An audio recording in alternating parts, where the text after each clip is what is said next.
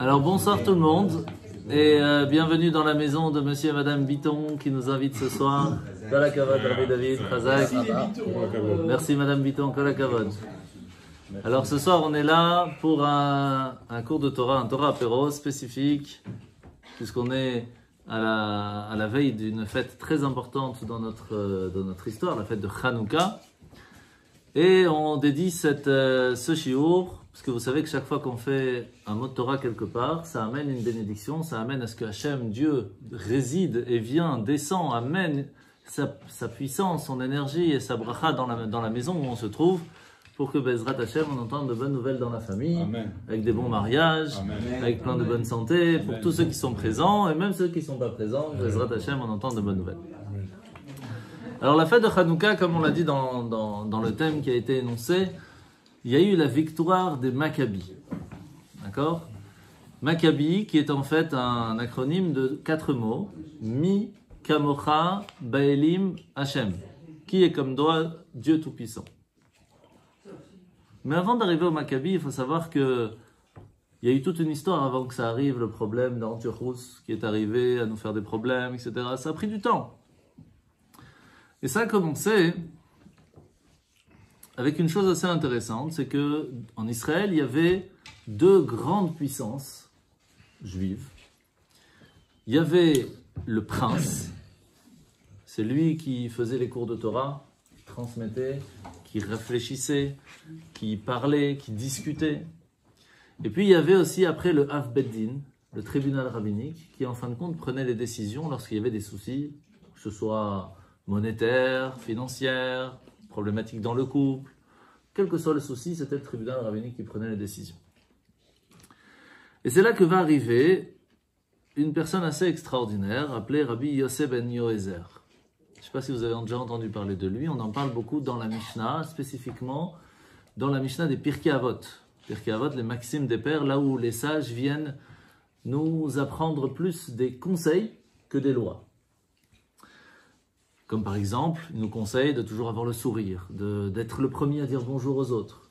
Il nous conseille de faire attention aux piliers de la création du monde pour nous permettre de continuer à rester, à ce que notre monde, même personnel, puisse continuer à avancer. Donc c'est plus des conseils que des lois. Et Yosef ben Yoézer est un très très grand sage qui était vraiment le chef à ce moment-là, qui avait un ami avec qui il discutait, qui n'était pas toujours d'accord, ça fait partie du charme, Yossi ben Yochanan. 2 grands sages, vraiment extraordinaires. Et ils étaient, eux-mêmes, les élèves de Antigonos Ish Socho, qui était lui-même l'élève de Shimon HaTzadik. C'est à ce moment-là qu'arrivent les Grecs et qui commencent gentiment à prendre le pouvoir sur la terre d'Israël. Je ne vais pas rentrer dans le détail parce qu'on n'est pas là pour raconter l'histoire, mais il y a eu Alexandre le Grand qui est arrivé au début. Puis ils ont commencé à s'installer sans faire de guerre. Puis ils ont commencé doucement à essayer de montrer aux Juifs que les Grecs avaient quelque chose d'intéressant à ramener, la philosophie, etc. Et ça les... Donc, pour reprendre, donc, on a expliqué que au temps des Grecs, quand a commencé, Alexandre le Grand arrive, puis les Grecs commencent à s'installer gentiment, et puis ils essayent de faire helléniser les Juifs dans le sens où la philosophie est intéressante, le physique est important, faire du sport est important, et en soi, ce n'est pas un problème. Mais, est-ce que c'est ça le but de notre vie? Parce que Maïmonide, lui, nous a toujours dit depuis le matin, mangez bien pour avoir des forces, faire du sport. C'est Maïmonide, c'est un grand sage. Mais, attention, ce n'est pas ça le plus important. Il ne faut pas se lever le matin pour faire ça. Il faut que ce soit une partie de notre vie pour nous permettre de faire le but de notre vie. C'est la grande différence qui vient. Et à ce moment-là, on va voir une phrase assez forte dans la Torah qui nous dit « Lorsque est parti de ce monde Yosef ben Yoézer, Ish Tsereda, et Yosef Ish Yerushalayim, l'homme de Jérusalem, est parti d'une certaine façon une grande partie de la Torah et du judaïsme. » À ce point, tellement c'était un sage extraordinaire. Pourquoi ? C'est marqué comme ça. Au temps de Yosef ben Yoézer, encore, on étudiait comme au temps de Moshe quand on est descendu du mont Sinaï. Et alors, quelle différence aujourd'hui? C'est pas la même Torah? Exactement la même. La différence, c'est quoi? C'est qu'à ce moment-là, ils oubliaient rien. Ils n'avaient même pas de machloket. Ils n'étaient même pas en discussion en disant « moi je pense comme ci, moi je pense comme ça ». Alors il y avait, mais il y avait toujours en fin de compte, tout le monde était d'accord que c'était ça la vérité. Parce qu'ils avaient une telle connaissance et une telle discussion, une telle recherche de la vérité, qu'ils pouvaient en fin de compte dire « c'est ainsi que Moshe avait reçu au temps du mont Sinaï ». C'est énorme. Première machloket va commencer à ce moment-là. Lorsque les Grecs arrivent, va arriver la première fois dans l'histoire où les Juifs ne vont pas être d'accord sur un sujet. C'est fou. La première fois. C'était sur quoi? Sur comment est-ce que l'on fait le sacrifice au temps des fêtes. Est-ce qu'on doit mettre la main sur l'animal pour dire qu'on a fait des bêtises ou pas? Toute une histoire, je ne vais pas rentrer dans le détail de comment ça se passait dans le temple. Mais en tout cas, c'est là que va commencer la première machloket. Est-ce qu'on doit suivre la voie et la loi dite et dictée par un Rav ou par l'autre?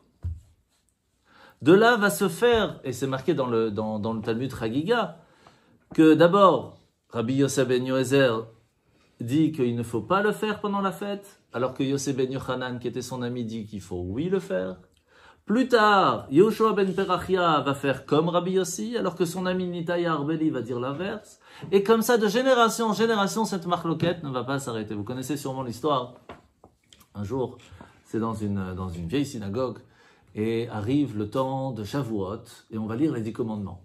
Et là, tout le monde se bat. Il faut se mettre debout, il ne faut pas se mettre debout. Il faut se mettre debout. Il y a les séfarades, des ashkénazes, chacun. Alors il dit, mais pourquoi on ne demande pas à l'ancien? Il y a l'ancien qui est au fond de la synagogue, l'ancien président. Ils vont le voir et disent, comment on faisait de ton temps? Comment on faisait? Dit, la même chose, on se battait. La même chose. Et c'est exactement la même chose. Depuis ce temps, commence le fait qu'on n'est pas d'accord. Et depuis, va se rajouter des machloquettes, va se rajouter, pas des disputes, mais des discussions. Quelle est la vérité? Qu'est-ce que Moshe nous a transmis au Mont Sinaï? Est-ce que c'est comme ça qu'il faut faire ou c'est comme ça qu'il faut faire? C'est là que va commencer la différence entre Séfarad et Ashkenaz, etc. Machloket, c'est indifférent. Yes. Indifférent. Maintenant, ce grand Rabbi aussi, lorsqu'il va partir, il va se faire tuer par qui? Par les Grecs. C'est là que va commencer en fin de compte un petit peu Hanouka. Parce que, quelle était la volonté des Grecs? C'était pas de nous tuer, c'était pas du tout leur but. C'était de nous enlever la Torah. Helléniser, exactement. Tu veux vivre comme un juif, il n'y a aucun souci, tu veux mettre les tefs, mets les tefs, mais tu n'es pas obligé de mettre la matin, mets la nuit, quelle différence? Tu veux faire Shabbat, fais Shabbat, mais fais pas samedi, pourquoi tu te prends fais ça jeudi, plus sympathique. Tu veux faire un peu de trucs sympathiques, fais, il n'y a pas de problème, mais tu n'es pas obligé de faire comme Hachem te dit, il n'y a pas, oublie tout ça. Mélange ta logique, la science, avec ce que tu as appris de génération en génération. Et lui, il s'est battu contre ça. Et pas que lui, mais tous les grands rabbinim, et même ceux qui n'étaient pas spécialement de grands sages, plein de juifs se sont battus contre ça. Sauf que quand on se bat contre un président, c'est une chose. Contre un roi, c'est une autre. Contre un empire, c'est déjà plus compliqué. Le monde entier était contre eux. Ça n'a pas changé. Mais la différence, c'est que là, on n'essaie pas de nous tuer physiquement, on essayait de nous enlever notre âme. Et là, c'est plus grave. Et c'est pour cela que va arriver le moment où ils vont le prendre pour l'arrêter. Et son cousin va le voir. Il lui dit, mais regarde avec toute la grande chose que tu faisais dans ta vie. Regarde ce qui t'arrive. Comment c'est possible qu'Hachem puisse laisser faire des choses ainsi? Alors il le regarde, il lui dit, mais toi, mon cousin qui est maintenant hellénisé, qui ressemble à un grec, si Hachem fait ça à un homme qu'il aime, imagine combien il peut faire à un homme qui s'est séparé de lui.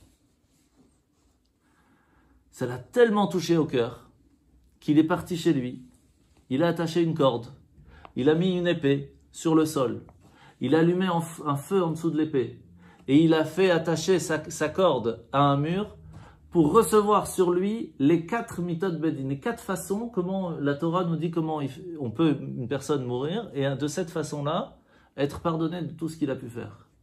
Il va se faire brûler, étrangler, tué par l'épée et lapidé avec une grosse pierre. C'est énorme. Et c'est ainsi qu'en fin de compte, lorsque plus tard, il va être vu par les sages, ils vont dire une phrase qui va être répétée plus tard dans l'histoire. Comment est-ce qu'une personne, en une seconde dans sa vie, a pu réussir à voir le jardin d'Éden? Une seconde dans sa vie. Il a fait le choix qu'il fallait à ce moment-là. Difficile, mais il l'a fait. Ce qui fait que on se rend pas compte. Ouais, mais en fin de compte, il a réussi quand même. Pourquoi? Parce qu'il a voulu faire ça pour effacer ses fautes. Alors, je dis pas que c'est des choses qu'il faut faire, mais c'est ce qui s'est passé en tout cas. C'est pas évident. Il faut se rendre compte que quand on raconte l'histoire de Hanouka, on est content avec les beignets, les toupies et tout, c'est tout mignon. Ça a duré une bonne centaine d'années. Une bonne centaine d'années où les Juifs se faisaient tuer. Pourquoi? Parce qu'ils avaient lu un passage de Torah, parce qu'ils avaient ouvert un Sefer Torah, parce qu'ils avaient mis les tefilines, parce qu'ils voulaient faire Shabbat. Ils faisaient le kidouche, on les tuait pour ça. Et on a la chance, nous, de pouvoir le faire tranquillement. C'est une chance énorme. Vous savez que même le fait de dire Baruch Ata Hashem, on pouvait se faire tuer pour ça. C'est pour cela que qu'est-ce qu'ils ont fait? Ils ont rajouté certaines prières, comme par exemple l'Haftara. Bravo. L'Haftara, c'est parce qu'ils ne pouvaient pas lire le Sefer Torah, donc à la place, ils ont fait la Haftara. C'est quoi l'Haftara? C'est raconter l'histoire de la Bible qui a un rapport avec la paracha de la semaine. Mais à la fin de la prière, on chante En Kelokeinu, En etc. Et bien, si on prend les premières lettres, ben ça fait Amen. En Kelokeinu, Mi Kedanu, Nodel Elokeinu, ça fait Amen. Et puis après, Baruch et Ata. Toutes ces choses qu'ils ne pouvaient pas dire Amen, ils ne pouvaient pas dire. Baruch, Ata, ils ne pouvaient pas dire sinon ils se faisaient tuer. Ben, ils ont trouvé une façon de le faire. Ils ont trouvé des combines pour pouvoir réussir à garder leur judaïsme malgré la difficulté. C'est pour cela que Yosef ben Yoézer, ses élèves, vont transmettre quelque chose qui nous est transmis dans le premier chapitre des Pirkei Avot, de ces maximes des pères, de ces conseils que la Torah nous donne. Attache-toi au rabbin, amène chez toi la Torah, chez toi la maison, bois ces paroles et attache-toi, et après cela fais de toi un rave, et acquiers-toi un chaver. Je vous fais un résumé. En 2 mots, il nous dit, depuis ce moment-là où on n'arrive plus à retrouver une vérité totale dans ce que Moshe Rabbeinu nous a transmis, il faut discuter, pas débattre. Débattre, c'est chacun donne son truc et tout le monde s'en va. Discuter, échanger, pour trouver le plus proche de la vérité. Et ça ne peut se faire que si on est ensemble, assis, en train d'en parler. Seulement si les sages sont chez toi et qui t'amènent la bracha chez toi à la maison. D'où l'importance du Torah Apéro que l'on fait ce soir grâce à toi. Et ça amène à ce que Ukne le chachaver. Ne fais pas ça que pour toi, chez toi. N'invite pas seulement à ce que toi tu vas étudier. Amène les amis autour de toi pour qu'eux aussi puissent en profiter. Ça, c'est le début de l'histoire de Hanouka. Yosef ben Yoézer Ish Tsereda, c'était son nom complet. Mais pourquoi on l'appelait comme ça? Il faut savoir que le mot Yossi, alors pour ceux qui s'appellent Yossi, ça peut être intéressant de savoir. Ne suivez pas mon regard. À la Gematria, la valeur numérique de Elohim, le nom d'Hachem. Pas mal. Maintenant, il faut savoir que Elohim, un peu de respect là. Elohim, c'est un des 10 noms de Dieu. Vous savez que, bon, il en a beaucoup plus que 10, mais il y a les 10 connus qu'on transmet de génération en génération, qu'on ne peut pas écrire ni effacer, etc. Elohim, c'est Sfirat HaMalchut. Ça veut dire la force divine qui transmet. La royauté d'Hachem qui est là et qui transmet à son peuple. Et c'est donc, ou dans les sphères, celui du milieu. C'est-à-dire qu'il y a la couronne divine qui va descendre et qui va arriver, en fin de compte, jusqu'à Malchut. Par contre, Yoézer, ça vient du mot Ezra. La Hazor. La Hazor, ça veut dire aider. Quelle est la partie la plus spirituelle, la plus connue, l'émotion qu'une personne peut avoir pour aider? Chesed, la partie de droite, la bonté. C'est pour ça que quand on s'habille, par exemple, on met toujours la main droite d'abord. Quand on met sa chemise, on met d'abord la main Droite. droite. Quand on met son pantalon, on met d'abord la main Droite. Quand on met les chaussures, on met d'abord la main Droite. Quand on fait ses lacets, on met d'abord le pied Gauche. Il a fait. Ça dit qu'il bon. On essaye. Pourquoi gauche? Qui a dit ça? Pour régler les toi? problèmes. Parce qu'on va faire un lacet, c'est nouer. Nouer, c'est bloquer. On ne va pas bloquer d'abord la bonté, on va d'abord bloquer la sévérité qui se trouve au côté gauche. Et la même chose à l'inverse, quand on va se déshabiller, d'abord on enlève le lacet droite, après le lacet gauche, et inversement, etc. Maintenant, le mot ish tsereda, tseridat, ça veut dire gvura, la sévérité. Donc en fait, Yosef ben Yoézer avait en lui ces trois forces. Il arrivait à parler, à transmettre pour tous, sans distinction. Quelle que soit la personne, quelle que soit d'où il vient son âme, il savait transmettre. C'est pas donné à tout le monde. Et c'est pour cela hein, que lorsque va commencer cette galoute, donc cet exil de Hanouka, va commencer à ce moment-là une des 4 galoutes les plus connues de l'histoire. Vous savez que quand Yaakov Avinu, il a fait le rêve, vous connaissez le rêve de Yaakov? Il a dormi après avoir sorti de chez lui, il est parti étudier 14 ans. Après 14 ans, Neshiva était un petit peu fatigué. Chouïa. Et donc, il est parti dormir. Et là, il a fait un rêve d'une échelle. Non, d'abord le pierre. Oui, c'est vrai. D'abord, il a pris 12 pierres pour en faire une protection autour de sa tête, comme un coussin.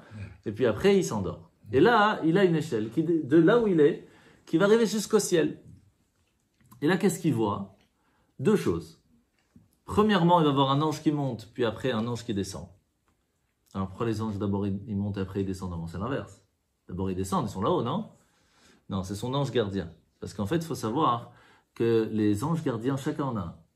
Sauf que quand on est en Israël, on n'a pas le même que quand on est en dehors d'Israël. Et comme il allait sortir d'Israël à ce moment-là, il a fallu que son ange gardien d'Israël remonte pour laisser passer la place au second. Est-ce qu'il y a un ange gardien dans chaque pays ou... Non, un en Israël, un Israël, Bechutz ou en Laaretz. Et après ça, il voit un ange qui monte, un tout petit peu, et paf, il tombe. Après, il voit un deuxième, il monte encore un chouïa, et paf, il tombe. Après, le troisième, il monte, et il commence à bien monter, puis il tombe. Et le quatrième, il monte, il traverse les nuages, et là, Yaakov, il dit, Makara, allo, combien? Il dit, t'inquiète, je vais lui faire un croche-patte, il va tomber. Moi, je savais. Je traduis. Hein. C'est quoi l'histoire? C'est quoi ce rêve? Il faut savoir que c'est prévu dans la prophétie qu'il va y avoir 4 galoutes, 4 grands exils. Le premier, Babylone. Après, Purim. Ça vous dit quelque chose? Les Perses. Donc, première destruction du temple. Après, l'histoire des Perses avec Purim. Troisième, c'est Hanouka. Et quatrième, c'est Rome. Et Rome, depuis 2000 ans, on est toujours là-dedans. Après, quand on va étudier un peu plus le Meiri, on se rend compte qu'il y a le 5e, on l'avait parlé une fois dans un shiur, c'est celui de Ishmaël, ce qui se passe aujourd'hui. Et Ad chez Ishmael veyanem. Le mot Ishmaël veut dire Dieu va écouter. Et quand on va crier, on va pleurer, on va demander, on va prier, alors Ishmael veyanem. Dieu va nous entendre et il va répondre avec Mashiach, si Dieu veut, Bezrat Hashem, Bekarov, Amen. Amen. Alors ces quatre exils, un des gros exils que l'on parle aujourd'hui, c'est l'histoire de Hanouka, c'est celui des Grecs, Syriens grecs pour être plus précis. Et quel était ce grand souci? Eh bien, c'est que ils vont tout faire pour nous enlever la Torah. À ne pas croire que cet exil est toujours fini totalement, puisque la philosophie grecque continue encore aujourd'hui. Eh oui.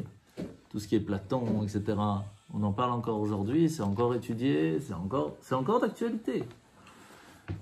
La seule question, c'est est-ce qu'on arrive à étudier assez la philosophie juive, et pas des juifs, ce qui n'a rien à voir, pour réussir à contrer cette philosophie grecque qui pourrait nous empêcher d'étudier et de faire la Torah convenablement. Ça, c'est la grande difficulté, et c'est un peu l'histoire de Hanouka. Maintenant, vous savez que la première exil, c'est celle de la destruction du temple. Vous vous rappelez pourquoi est-ce que le temple a été détruit le premier? Parce que les gens tuaient, volaient, avaient des relations interdites et se prosternaient devant des idoles. Les 3 pires choses. Combien de temps ça a duré que les Juifs ils ont dit pardon Hachem, on va changer d'avis? 70 ans. C'est-à-dire qu'en 70 ans, ils ont réussi à se faire pardonner sur les 3 choses les plus graves. Destruction du second temple. À cause de quoi? Pas à cause de ça. C'est l'adrinam. Les gens ne s'entraidaient plus. Ils avaient de la haine gratuite contre les autres. Il n'y avait plus de yichud, il n'y avait plus d'unité dans le peuple juif. À cause de ça, ça fait plus de 2000 ans, on n'est toujours pas remis.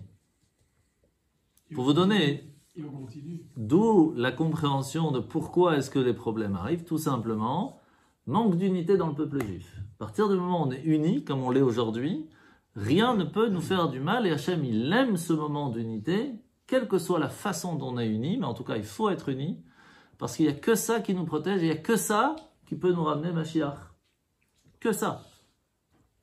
D'où encore plus l'importance aujourd'hui de faire de la tzedaka, de l'entraide, quelle que soit la façon. Et on voit comment est-ce qu'aujourd'hui, avec tout ce qui se passe, on est unis. Quel que soit le juif dans le monde, on est unis. C'est ça, la chose la plus importante. Mais, il y a quand même une grande différence entre les deux. Parce que, on a eu Purim et on a eu Hanouka. Purim, qu'est-ce qui s'est passé? C'est un Hitler, mais beaucoup plus fort que Hitler. Amalek. Qu'est-ce qu'il a voulu faire à Aman? Nous tuer tous en un jour. Il a envoyé des messages partout dans le monde pour qu'un jour précis, tout le monde se met en guerre contre le peuple juif et nous décime pour qu'il ne reste plus personne. On a gagné. On a gagné. Hanouka, ils ont dit on va faire différemment, puisqu'on n'arrive pas à les tuer physiquement, on va les tuer moralement, spirituellement. Et ça a fonctionné. Ça a fonctionné d'une certaine façon, jusqu'à que le peuple juif s'est relevé de ça.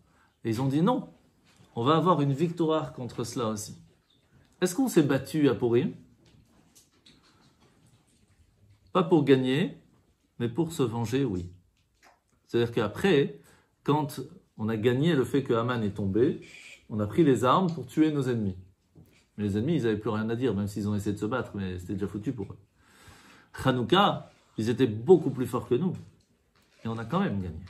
Donc c'est pas du tout la même bataille.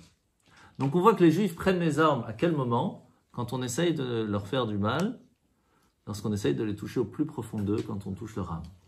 C'est là que on est les plus forts. Maintenant, l'idée de ce soir, c'est de comprendre, c'est la victoire des Maccabis. Comment ils ont pu gagner cette guerre? Et est-ce qu'on a une guerre aussi en nous? Que les Maccabis pourraient nous apprendre quelque chose pour gagner cette guerre personnelle? Alors oui, tout d'abord, il faut savoir qu'une guerre n'est quasiment jamais gagnée. Je vous donne un exemple très simple. Et à un certain moment, que ce soit pour garçon ou pour fille, on commence à se dire « Ouh là, je commence à prendre du poids, il faut que je fasse un régime. » Vous connaissez ça, non? Tout le monde y passe. Le lundi. Le lundi. Shabbat, il n'y a pas de régime. Il y en a 2 âmes, on peut manger. Qu'est-ce qui se passe quand on fait un régime? Ça marche pendant 3-4 mois, on est content, ça marche super bien. Et puis après 2-3 ans, qu'est-ce qui se passe? On a pris le double, si c'était même le triple. Pourquoi? Parce qu'on a gagné une bataille, mais on n'a pas gagné la guerre. Donc la question c'est, ok, comment on peut gagner une bataille? Ça, tout le monde peut y arriver. La question c'est comment on peut gagner la guerre? Comment je peux réussir à gagner pour réussir à 100% ce qui était mon but au début? C'est pas évident. Parce que quand les Maccabis vont se battre contre les Grecs, ils vont gagner plusieurs batailles. Plein de batailles même. Parce qu'on raconte ça à tchik-tchak, mais il y a eu des pertes, il y a eu des difficultés. C'était pas évident. Et même après l'histoire de Hanouka, c'est pas ils vécurent heureux hier beaucoup de enfants, pas du tout. Ils ont encore eu des batailles jusqu'à quand Turcos il a dû se sauver, etc. Il y a plein d'histoires après qu'on raconte pas. Mais il y a encore eu des difficultés. Donc comment on peut faire? Qu'est-ce que les Maccabis peuvent nous apprendre? En bien et en pas bien, pour réussir à gagner sa guerre. Parce qu'il faut savoir que des Maccabis aujourd'hui, il ne reste plus personne. Plus personne. Pourquoi? Parce qu'à un certain moment, ils vont vouloir prendre la terre d'Israël pour eux et en oublier les règles de base. Un roi d'Israël doit être de la tribu de Yehuda et pas un Kohen. Un Kohen, il a son job dans le temple, le Lévi, il a son job dans le temple, Israël a son job en dehors et aussi dans le temple, selon les personnes. Mais un roi d'Israël, c'est un tribu de Yehuda, descendant du roi David. Et ça, ils vont l'oublier, à cause de ça, ils vont tout perdre. Donc, il y a plein de choses qu'on peut apprendre, que ce soit en bien ou en pas bien. Alors, comment, de façon générale, et qu'est-ce qu'on va apprendre d'eux qui va nous permettre à nous de gagner la guerre? Tout d'abord, vous savez que, comment s'appelle la fête? Hanouka. Non, Nitzruka. Nitzruka, non? Comment s'appelle la fête? Nitzachon. Nitzachon. C'est quoi Nitzachon en hébreu? Victoire. Donc comment s'appelle la fête? Nitzruka. On a été victorieux. K, c'est quoi K? Kaf et le 25. Comment on sait que c'est le 25 qui se lève le jour de Hanouka? Parce que K. Alors c'est Hanouka ou Nitzruka? C'est quoi Hanouka? Ils se sont installés, ils ont remis le temple tranquille le jour du 25. Ils ont réinauguré le temple le jour du 25. Pourtant la fête s'appelle Hanouka, tout le monde l'appelle comme ça. Personne l'appelle Nitzruka. Est-ce qu'on fête la victoire militaire à Hanouka? Non. Pas tellement, hein? Pas tellement. Oh, Rabbi David. Bonjour. Salut Ça va bien? Hashem. Alors, comment s'appelle la fête? Hanouka ou Nitzruka?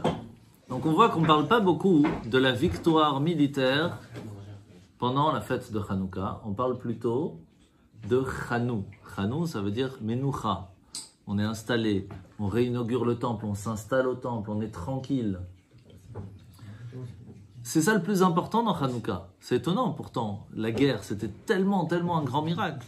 Mais on en parle quand même. Vous savez, dans Ala Nissim ve'ala Purkan ve'ala Gvurot. Alors chez Ashkenaz, on ne dit pas ve'ala Milchamot. C'est chez Sepharad seulement.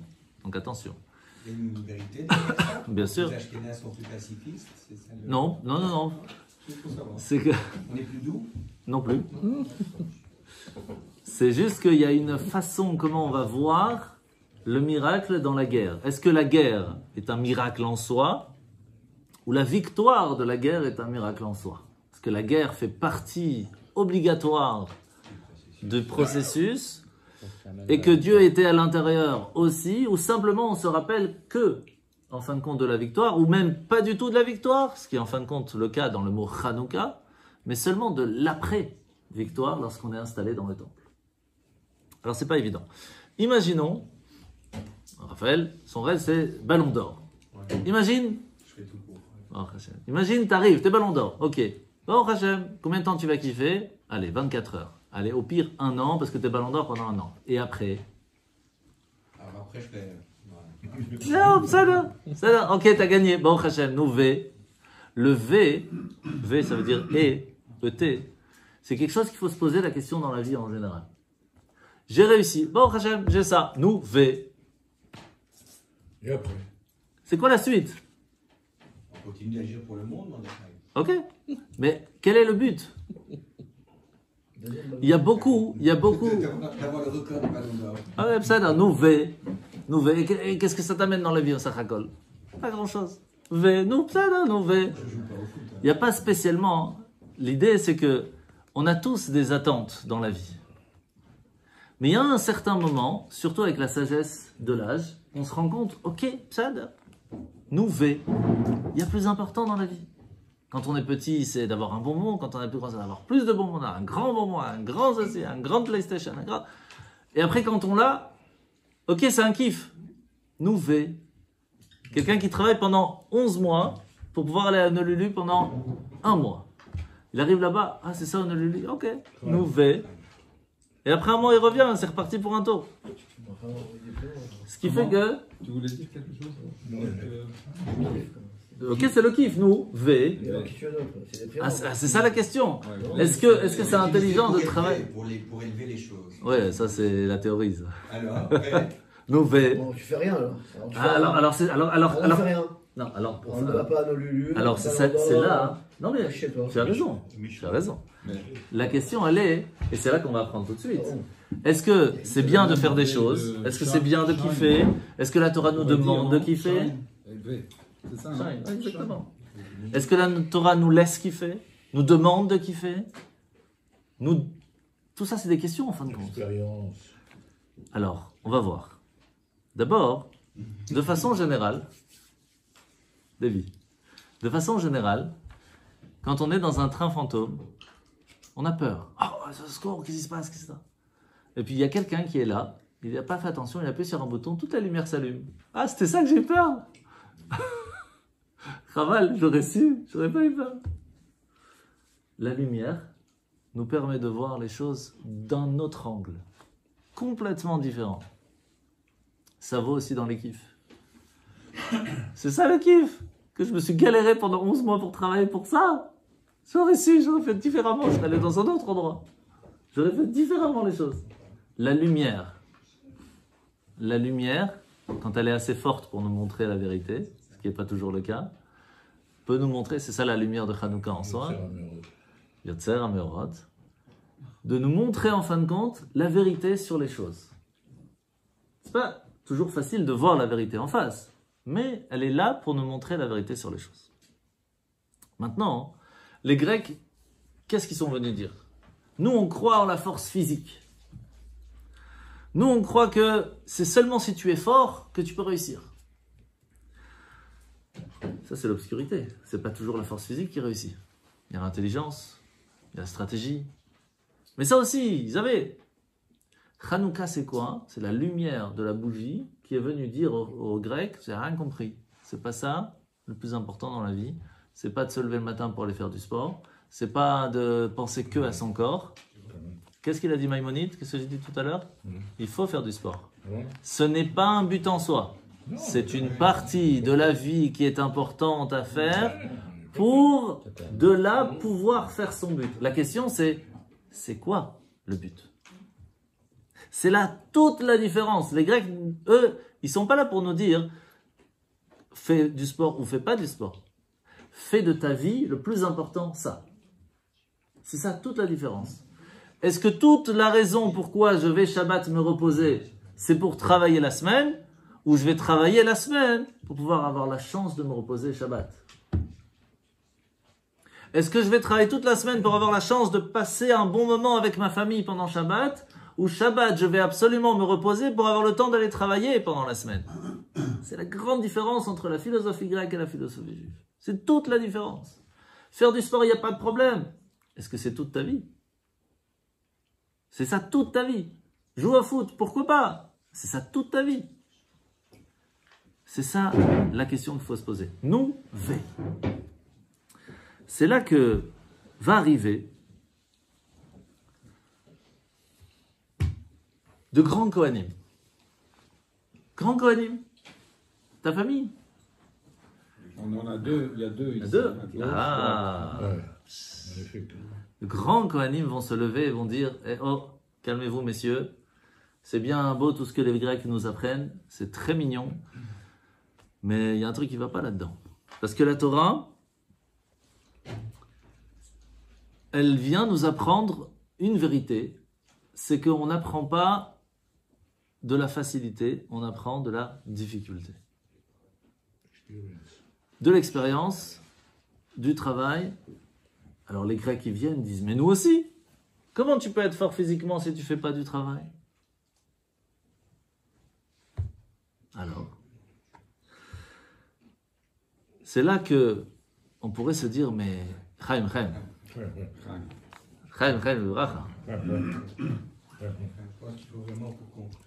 on reprenne un peu de... Pour vraiment s'imprégner le Chaim. David? Voilà. Il me semble que la bouteille de toi, si on peut passer à cher ami David. Merci. Mais puisque les Kohanim, ils ont repris le flambeau, et ils ont dit à tout le monde, on va se battre contre les Grecs. Et tout le monde disait, mais vous êtes fous? Vous êtes quoi, une centaine contre 10 000? Et même après, vous êtes 600 contre 30 000. Comment vous allez gagner? Et ils gagnent. On fait une fête de ça? Tu veux du blanc? Non. Et alors après, ils arrivent dans le temple. Et qu'est-ce qui se passe là-bas? Ils allument une bougie, qui n'avait pas beaucoup d'huile. Ils ont trouvé une petite huile plus haut. Ok. Ils allument et ça tient. 1 jour, 2 jours. Magnifique. 8 jours. Et pour ça, vous savez quoi, Hanouka, on allume la bougie. Il n'y a que de ça que tu te rappelles de Hanouka? Pendant 100 ans, ils ont galéré. Tu te rappelles d'un truc qu'ils ont allumé, après ils ont encore galéré. Les guerres n'étaient pas finies. Il n'y a que de ça que tu te rappelles? Voyons une autre partie de l'histoire. Yosef Hatzadik. Vous vous rappelez Yosef? Oui, Joseph. on a parlé. Toi.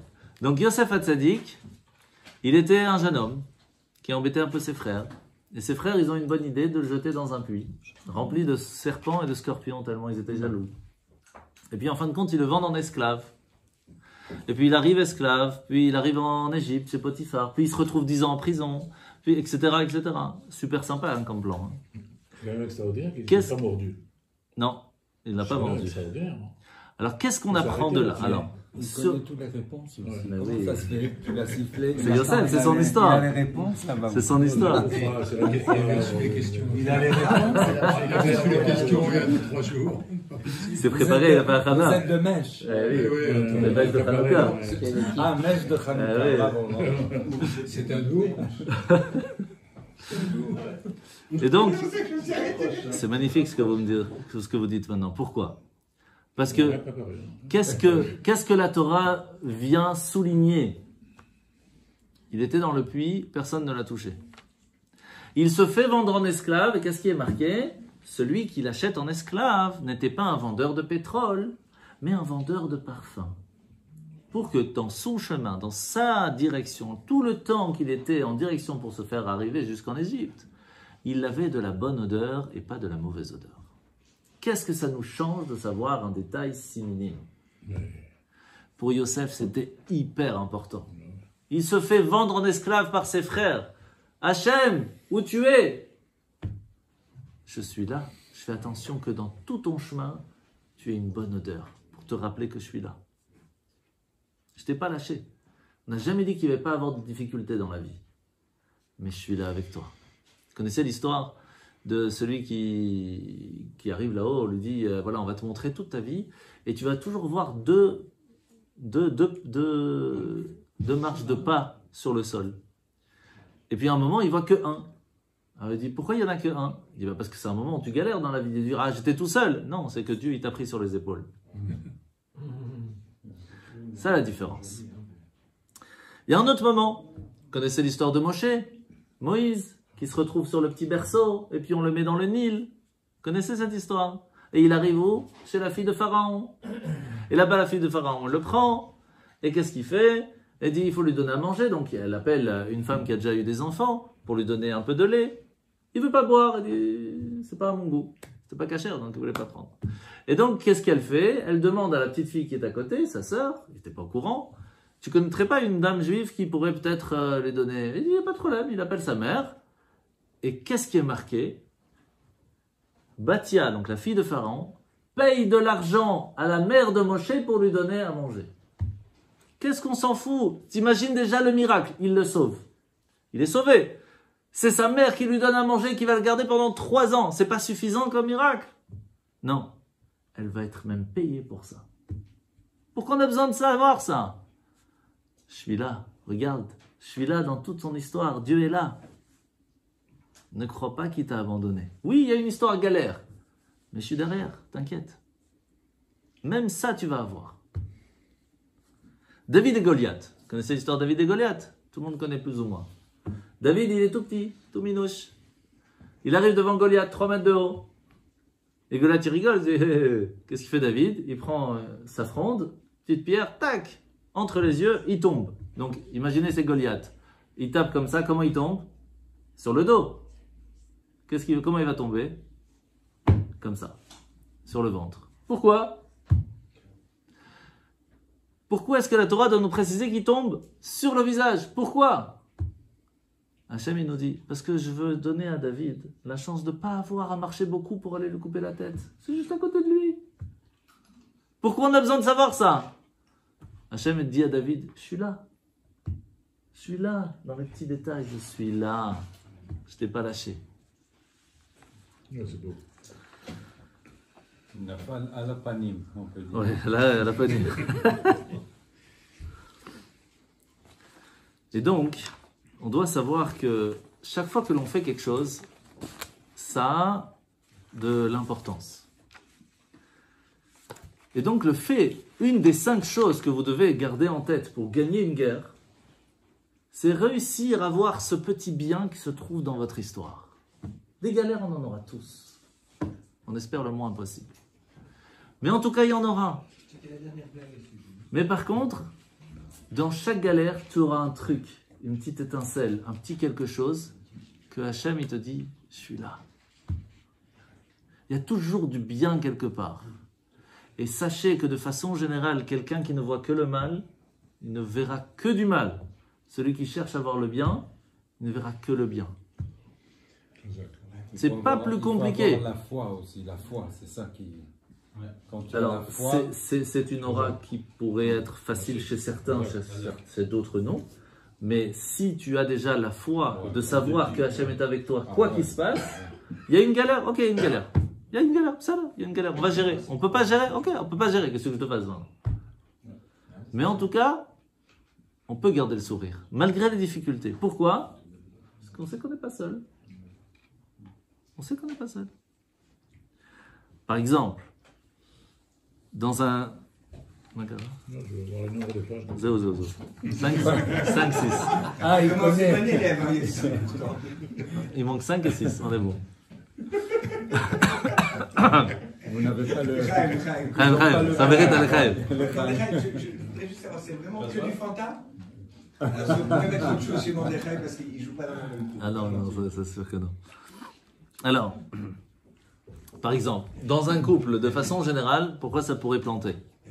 Ben, c'est très simple. Il y a une expérience qui a été faite sur différents couples. Je peux te servir un peu de Fanta? Ouais, s'il te plaît, merci. Marc, je peux te servir encore un verre de bourra? Chaim va faire. Oui. Donc regardez maintenant, Whisky arrive. dans une société par exemple, dans un couple d'amis, il y a une chose qui va faire une réussite ou automatiquement rater. C'est quoi? C'est la façon comment on se parle. Et la façon de ce qu'on regarde et ce qu'on met le point. Si la façon de se parler, d'échanger, de débattre, c'est toujours t'as raté, c'est pas bien, ça va pas. Négatif. Mais attention, c'est constructif, hein. On connaît, hein. Ça tient pas. Ça tient pas. Ça tient pas. Par contre, si en pourcentage, parce qu'il faut aussi dire les choses qui vont pas, parce que sinon on peut pas jamais y arriver. Mais si en pourcentage, il y a toujours plus de compliments et de marquer le point sur les réussites et sur les efforts qui ont été donnés, automatiquement ça va fonctionner. Automatiquement, ça fonctionnera. Ça va dépendre de comment et la majorité des choses que l'on transmet. Quel est le point positif ou négatif que l'on va avoir de façon générale? C'est la première base qu'il y a dans un couple, entre amis ou dans une société. Si on sait toujours montrer le bien, on a vu le bien, on a vu l'effort, ça se voit aussi à l'école. Je peux vous assurer que j'ai des enfants qui sont, grâce à Dieu, bien actifs.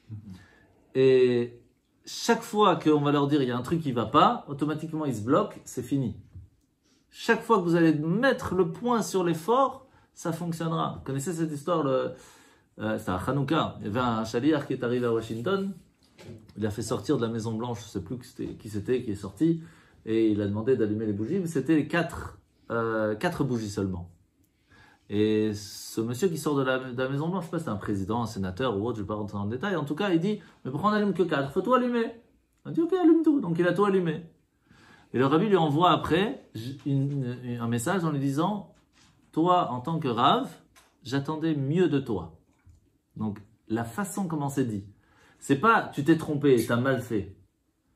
Je sais que tu as le potentiel pour faire mieux. C'est vrai que cette fois, c'était pas au top. J'attends mieux de toi. La façon comment c'est dit fait toute la différence.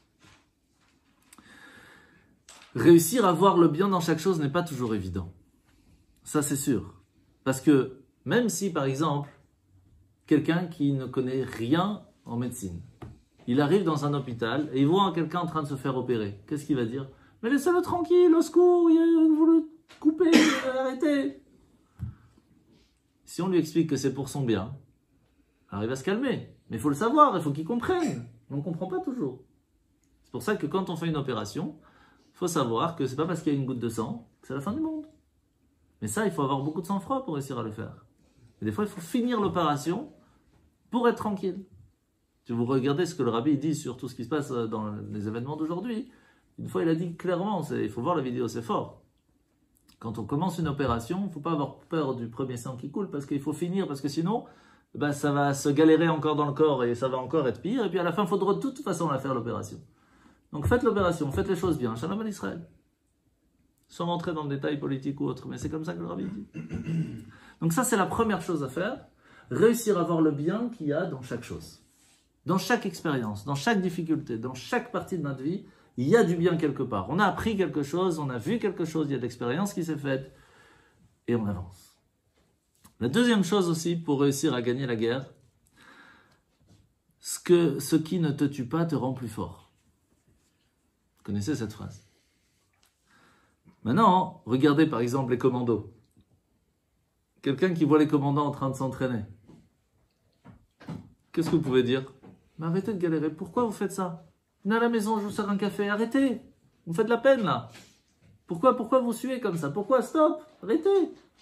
Qu'est-ce qu'on lui répond? Mais t'as pas compris. Ils sont contents de faire ça. Ils sont heureux de faire ça. Il n'y a que comme ça qu'ils vont réussir à se dépasser. Parce qu'ils galèrent. Ce qui ne va pas te tuer te rend plus fort. Ce que tu es prêt à prendre sur toi comme effort va te rendre plus fort après. Maintenant, je vais vous dire un truc très sympathique. Il y avait une fois quelqu'un qui n'arrivait pas à arrêter de se mettre en colère. Il n'arrivait pas. Ça arrive. Alors il est parti voir un psy.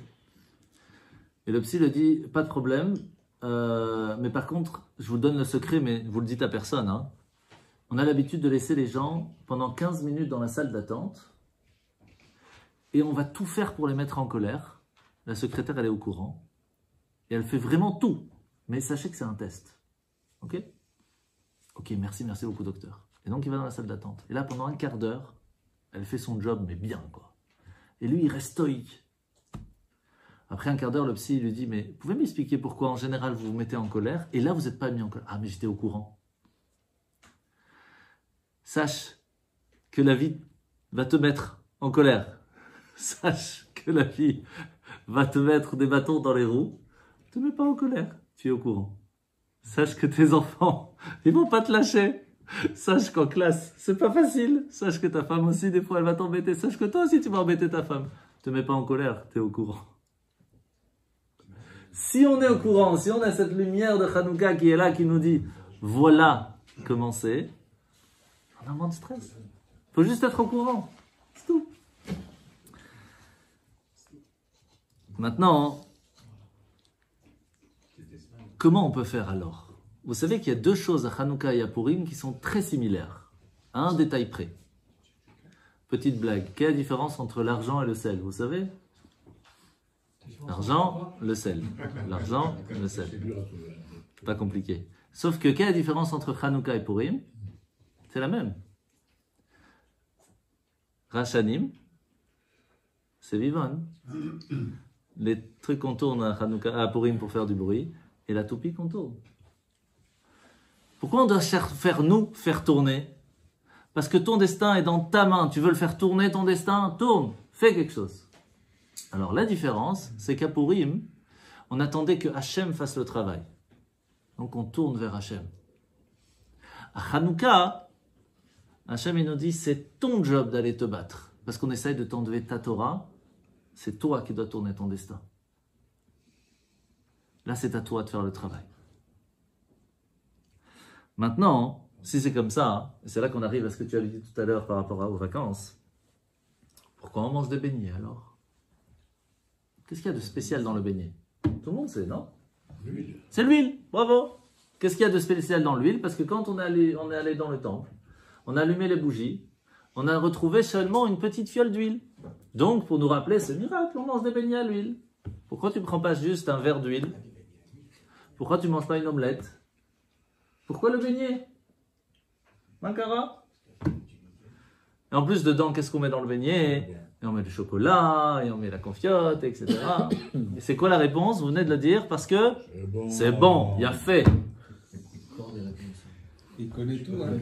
Il connaît. Alors, il y a la réponse. Il a envoyé réponse. On a travaillé ensemble. Ma fille aussi, elle a le sang. Comment tu sens? Alors, il y a la réponse marrante. Pourquoi c'est important que ce soit bon? Parce que c'est bien gras.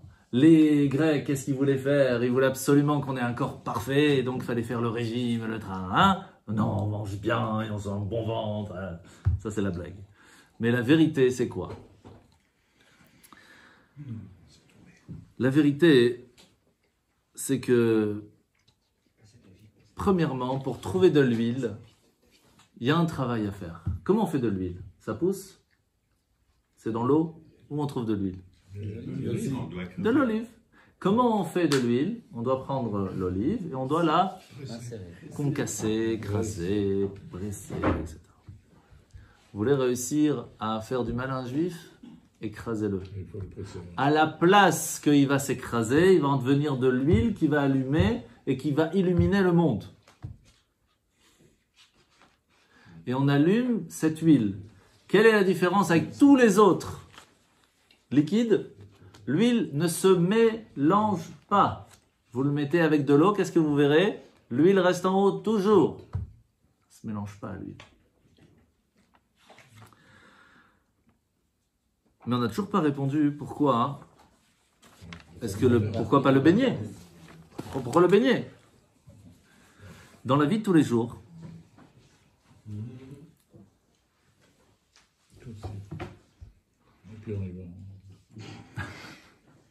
dans la vie de tous les jours, vous avez celui qui va vous dire il faut manger sainement. Vous connaissez l'écologie? Il faut manger sainement, écolo et tout. Mais c'est pas mangeable leur truc. Après, vous avez l'autre qui va vous dire non, il faut manger, éclate-toi. Sauf qu'après, la balance, elle ramasse. Alors, vous avez 4 façons. Il y a celui qui va bien manger, mais il va bien ramasser derrière. Il y a celui qui va pas bien manger, mais qui va aussi ramasser derrière parce que c'est pas bon. Ou qui va faire attention et qui va être bien en fin de compte. Et puis, il y a le top du top, qui va faire attention, mais qui va bien manger en fin de compte. Le fait de manger des beignets de Hanouka, qu'ils soient bons, vient pour nous expliquer une chose très importante dans la vie. La Torah, elle est faite pour que tu kiffes aussi. La preuve, Shabbat, kiffe la vie. Hachem nous dit, Shabbat c'est quoi? Kiffe. Kiffe de toutes les façons du terme. Vraiment. Je ne vais pas vous rentrer dans le détail, ce que la Torah nous demande de faire Shabbat de façon générale. Le nefesh, kiffe, éclate-toi, profite, mange bien, sois en famille, fais des chaïm, profite avec tes amis, occupe-toi de ton couple, tout. Je ne rentre pas trop dans le détail, mais vraiment, kiffe. Pas compris. Vous avez compris. Comment, ouais, c'est ça. Donc, comment la Torah peut nous dire kiffe alors que toute la semaine on nous dit fais attention à comment tu te comportes? Parce qu'il faut une raison à ton kiff. S'il y a une raison à ton kiff, pourquoi tu kiffes Shabbat? Parce que c'est Shabbat. Quand tu donnes une raison au kiff, il n'y a pas de problème. Ne kiffe pas pour le kiff, kiffe pour une raison. Tu veux kiffer aller au restaurant avec ta femme par exemple. Tu kiffes pas pour bien manger. Tu kiffes de bien manger parce que tu veux profiter d'être un moment important avec ta femme pour que ton couple puisse rester fort. Tu donnes une raison à ce kiff, il n'y a aucun problème. C'est Shabbat, tu veux kiffer, kiffe, c'est le but. Les fêtes, c'est un moment où il faut boire de la viande, il faut boire du vin, il faut manger de la viande pour kiffer, pour être bessimcha. Pourquoi? Parce que c'est les fêtes. Il y a une raison à pourquoi tu fais les choses. Mais les Grecs ne te disaient pas ça. Kiffe pour le kiff. Vis ta vie. Ne te pose pas de questions. Non, pose-toi des questions. Pourquoi tu fais les choses? Pourquoi tu vas dormir? Parce que tu es fatigué? Non, ça c'est les animaux. Pourquoi tu vas dormir? Pour prendre des forces, parce que demain matin tu vas te lever tôt pour pouvoir te réveiller et mettre les tefs. Je te remercie. Avec plaisir. Qu'est-ce qu'il doit partir? 4 heures, je dois me lever. Oh Hachem. Pourquoi on mange? Parce qu'on a faim? Ça, c'est les animaux, ça. Pourquoi on mange? On a besoin de force pour pouvoir demain ou même tout de suite déjà faire des choses bien. Pourquoi on va manger maintenant? Pour pouvoir avoir la chance de faire une bracha dans cette maison qui va amener la bracha dans la maison. Il y a une raison, il y a une raison, il y a une raison à tout. Au pire, j'ai encore appris ça tout à l'heure à un enfant, un bar mitzvah. Vous savez qu'avant de monter à la Torah, on fait une bénédiction? Pourquoi? Vous avez marqué ça dans la Torah? Ça n'existait pas, ça. De faire une bénédiction avant d'étudier la Torah, c'est marqué? C'est marqué au temps du roi David. Au temps du roi David, les gens... Ah oui, c'est Rabbi David. Les gens ont commencé à étudier la Torah. Pourquoi? Pas pour savoir ce qu'il faut faire, pas pour pouvoir évoluer spirituellement, parce que ça rend plus intelligent. Quand ils sont arrivés à ce niveau-là, Hachem a envoyé une épidémie qui a décimé une grande partie du peuple, malheureusement. Heureusement, ça n'a pas fait beaucoup, parce qu'il y a eu plein de trucs, je ne vais pas vous rentrer dans le détail. Qu'est-ce qu'il a fait, David? Avant d'étudier, tu dois faire une bénédiction pour te rappeler qu'on n'étudie pas pour être plus intelligent, parce que c'est plus intéressant, parce que ça doit te faire aider à évoluer spirituellement, à savoir ce que Hachem attend de toi. Et c'est pour ça qu'on fait une bénédiction. Chaque chose que tu fais, même étudier la Torah, doit avoir une raison. Ne fais pas les choses sans raison. Et c'est pour cela que le fait d'avoir une raison dans sa vie, c'est très important. Mais alors la question, elle est simple. On a compris pourquoi le baigner. Parce que ça nous rappelle qu'on doit kiffer. Mais on doit kiffer avec une raison, ok. Mais est-ce que c'est suffisant? Il faut une raison dans ta vie. Où on va? Pourquoi on va? Il y a une phrase que vous devez avoir en tête, que Einstein a rappelé même une fois. Il a dit, il y a deux façons de voir le monde. Ou rien n'est miracle, ou tout est miracle. Et quand on dit tout, c'est tout. D'accord? Le fait qu'on a trouvé une place facilement, c'est aussi un miracle. Vous connaissez sûrement l'histoire de celui qui veut se garer à Manhattan? Tout le monde la connaît. Non? Non. Si, elle voudrait la connaître. Ah, ouais. Pour la prochaine Il y a quelqu'un qui arrive à Manhattan, il veut se garer, il dit... Je vous la raconte, elle est magnifique. Il y a quelqu'un qui arrive à Manhattan et c'est dur de trouver une place là-bas. Il dit, Hachem, je dois signer un truc pour 1 milliard. Si tu me trouves une place, je fais Shabbat tous les jours. Tout de suite, il est bon, il est bon. Tout de suite, à la seconde où il finit de parler, il y a quelqu'un qui sort. Hachem, c'est bon, j'ai trouvé, c'est bon, merci. Ou rien n'est miracle, ou tout est miracle. Maintenant, vous savez que l'histoire de l'ouverture de la mer Rouge, et là on va finir avec ça. Non, continue. Non, on a une heure. L'histoire de la mer Rouge, c'est un grand miracle? Oui. Oui. On en parle tous les ans, on fait une fête pour ça? Oui. Bien fait. Hanouka, c'est un grand miracle? Oui. C'est un kiff. Le fait qu'on a allumé une bougie, c'est pas... Déjà qui... Il y a eu une histoire aussi qui s'est passée un peu comme ça avec Rabbi Hanina ben Dosa. Rabbi Hanina ben Dosa, il est connu, il y a plein d'histoires avec lui. Un jour, sa fille lui dit, papa, on n'a plus d'huile pour allumer les bougies de Shabbat. Qu'est-ce que je fais? Il dit, qu'est-ce qu'il nous reste à la maison? Un peu de vinaigre. Il dit, alors c'est quoi le stress? Si Hachem il a dit à l'huile qui peut brûler, alors Hachem va dire au vinaigre que lui aussi il peut brûler. C'est-à-dire quel stress? Elle a allumé, ça a duré jusqu'à la fin de Shabbat, ils ont fait Avdallah avec et tout. Fort. Grand miracle. Est-ce qu'on fait une fête pour ça? Non. Je vais vous raconter l'histoire de Rabbi Pinchas ben Yair. Un jour, il arrive devant le fleuve de Gnaï. Il arrive... Pardon? Sûrement. Il arrive devant le fleuve. Et là, il dit au fleuve, ouvre-toi, je dois passer. Et le fleuve dit, non, oh. Il dit, mais j'ai un truc à faire, je dois aller là-bas pour sauver des gens qui sont pas en otage, mais ils sont en prison, etc. Il faut que j'y aille. Et le fleuve lui dit, mais moi aussi j'ai un job, c'est Hachem qui m'a demandé de... Bon, il y a toute une discussion, à la fin il s'ouvre. Rabbi Pinchas, il passe, le fleuve se referme, et là il y a quelqu'un qui arrive avec des matzot, vite, Rabbi, vous pouvez m'aider, je dois passer. Monsieur le fleuve, pourriez-vous vous ouvrir encore s'il vous plaît? Encore discussion, le fleuve s'ouvre. Et là il y a un non-juif qui arrive, je sais pas qu'est-ce qu'il a dit. Et en tout cas, qu'est-ce qu'il fait Rabbi Pinchas? Il dit au fleuve, on ne peut pas dire que le fleuve ne s'ouvre que pour nous, il faut aussi montrer qu'on peut aider ceux qui ne sont pas spécialement juifs. Ouvre-toi s'il te plaît, le fleuve s'ouvre une 3e fois. Est-ce qu'on fait une fête pour ce grand miracle? Non. Quelle est la raison? Pourquoi pour la mer Rouge on fait toute une histoire? Et pour le miracle de Hanouka on fait toute une histoire? La raison, elle est une seule chose très importante. que Hachem fasse des miracles pour des grands sages, comme Rabbi Yossi, c'est parce que c'est des grands. Mais que Hachem vient faire des miracles pour des gens qui ne sont pas spécialement bien, ça c'est spécial. Dans la mer Rouge, quand on est sorti, les Juifs étaient catastrophiques. Il faut savoir que c'était marqué que s'il restait une seconde de plus en Égypte, ils ne seraient plus jamais sortis tellement ils étaient à un niveau de pas pureté, mais inimaginable. Vous ne pouvez pas vous imaginer comment étaient les Juifs à ce moment-là. Catastrophe. Et Hachem a fait un grand miracle. Quand on était dans le temps de Hanouka, la grande majorité des Juifs ne suivaient plus la Torah, se comportaient comme des Grecs, faisaient plus Shabbat, plus de circoncision, rien. Et Hachem, il a fait un miracle à ce moment-là, pour leur montrer qu'il était là avec eux. Pourquoi on fait une fête à Hanouka?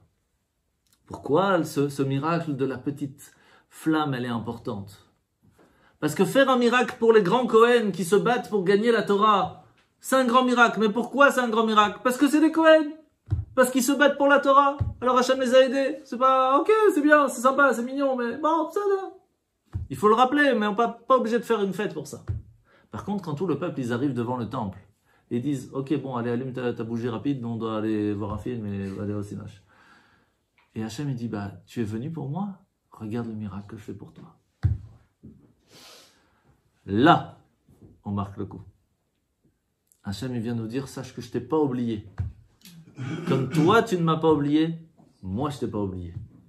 Et c'est pour ça que Hanouka, c'est spécial.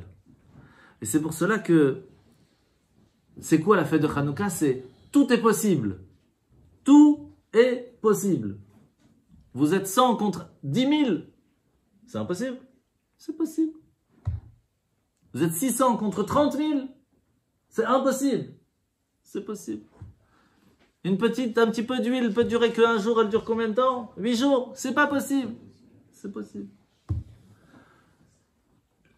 Venir Shabbat à la choule? Impossible.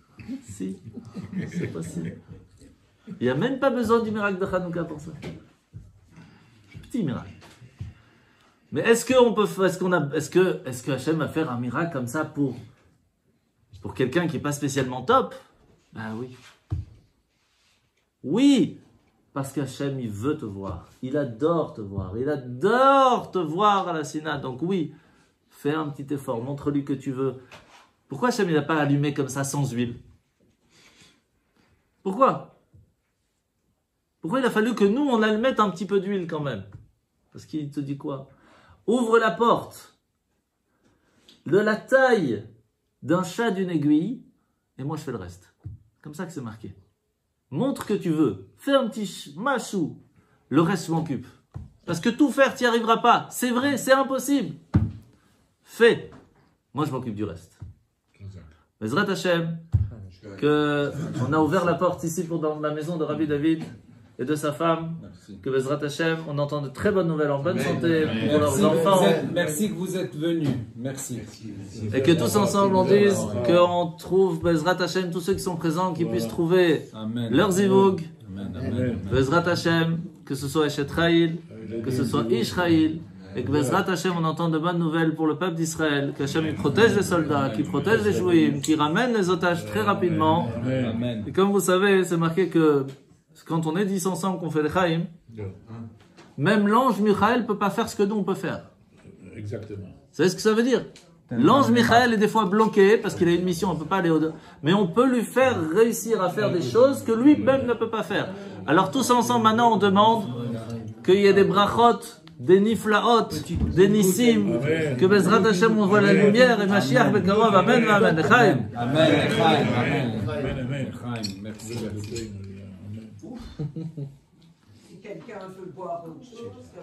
En fin de compte, on n'a pas répondu à la première question.